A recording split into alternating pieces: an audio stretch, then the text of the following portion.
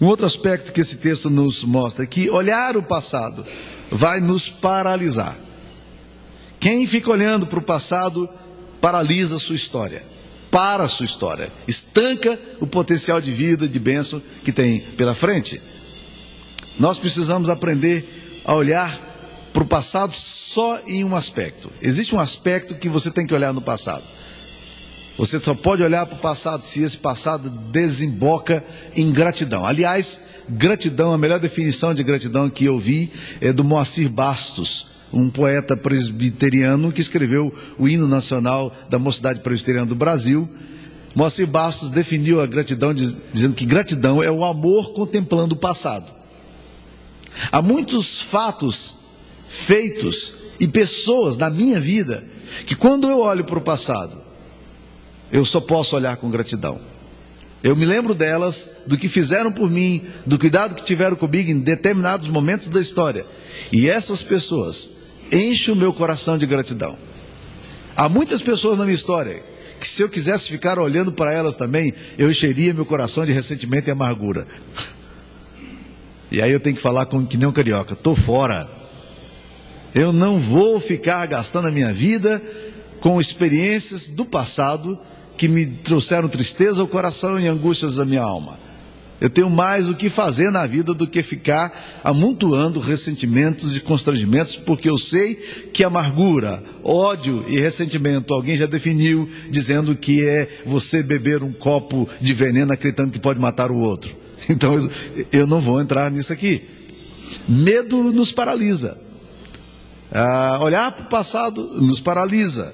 A perda de um trabalho que você se julgava tão seguro, do emprego que você tinha, que era a base sua da sua vida, e aí de repente, por alguma razão, te manda embora.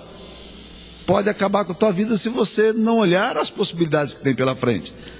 Muitas mocinhas e rapazes, quando perdem o namoro, perdem o namorado, e aí acham que a vida acabou. E lá na frente vão dar boas gargalhadas por terem visto o que perderam. Não é assim a vida. Nós ficamos achando que a vida nossa toda se restringe a esse momento. Agora, quando nós não resolvemos essa perda, quando nós não elaboramos isso aí, a gente fica com o olhar lá no passado, olhando para o passado, não conseguimos mais vislumbrar nada, não conseguimos mais ver o que Deus tem planejado para a nossa vida. Nós não podemos nos prender aos eventos negativos do passado, porque isso paralisa a nossa vida. Muitos já perderam a sua vida por causa de uma traição sofrida e nunca mais conseguiram olhar para frente.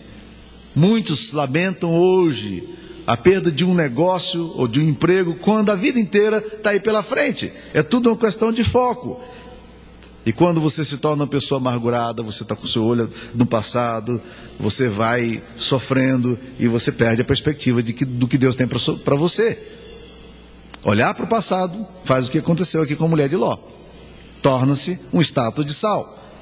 Agora, olhar para o passado também, meus irmãos, é contrário à perspectiva de fé cristã. Já viram que nas Escrituras Sagradas, como a palavra de Deus sempre nos exorta a olhar para frente?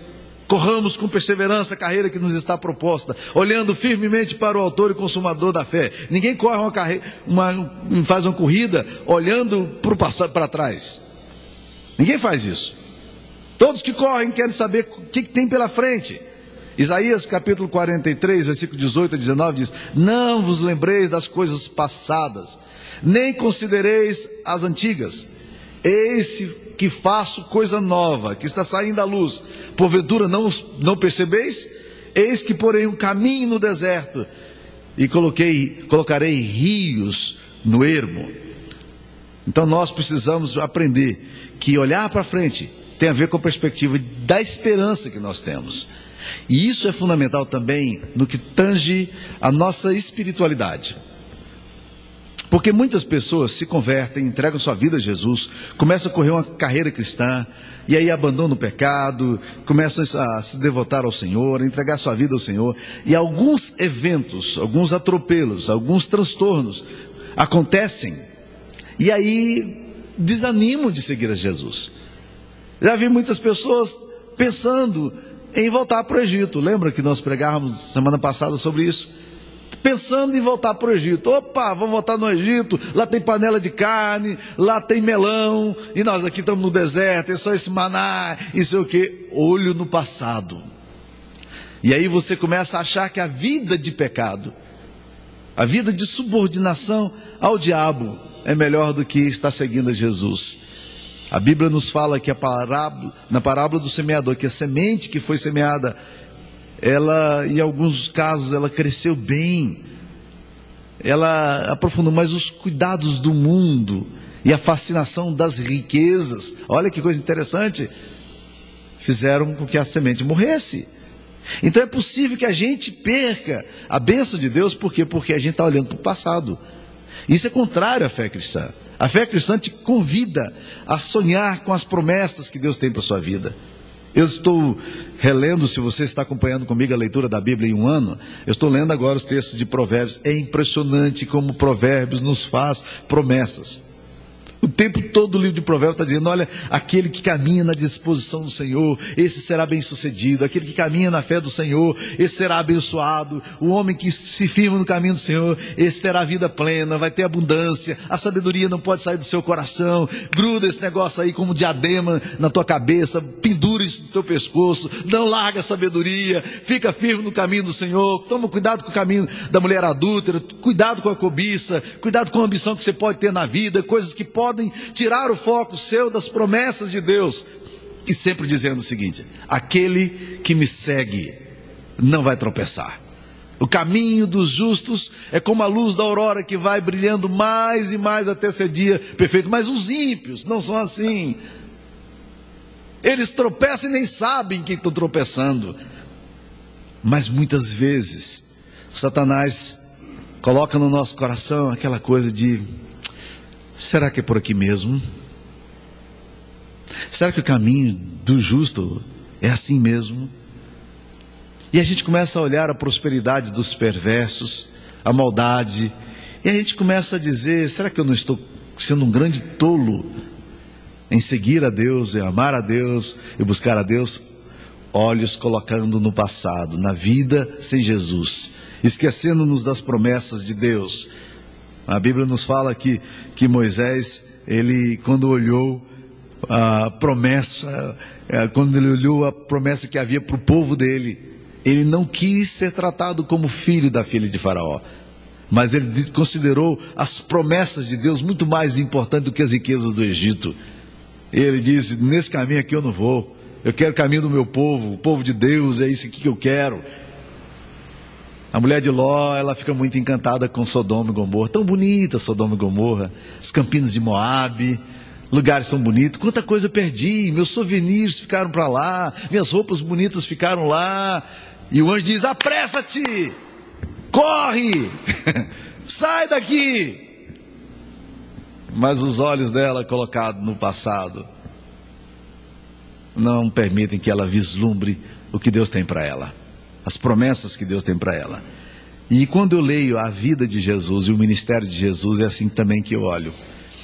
Porque a redenção de Cristo tinha os olhos postos na consequência das obras que ele faria por nós na cruz.